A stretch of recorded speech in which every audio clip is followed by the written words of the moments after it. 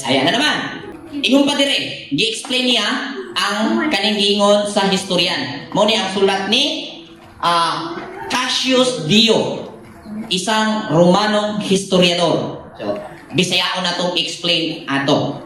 So, ingon siya, usa ka Romanong historiador nga ginganlag Cassius Dio, kinsa nagsulat mahitungod sa Roman history.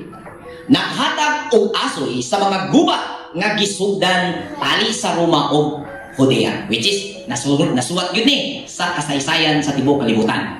Amen? Diha niini iyang gipatinaw ang pagkabihag sa Jerusalem ni adtong 63 BC. So 63 BC before Common Era.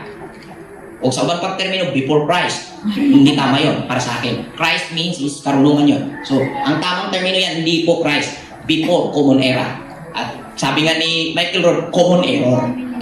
Nga nag-ingon, ingon ka ni adto, sila mihimo o usa ka exception sa gitawag nga adlaw sa Saturn. O pinaagi sa walay pagbuhat o bisan unsa nga trabaho ni anang ni adto nga mga adlaw nga naghatag sa mga Romano og kahigayunan niini nga salang sa pagpildi ang bumbong ang naulahi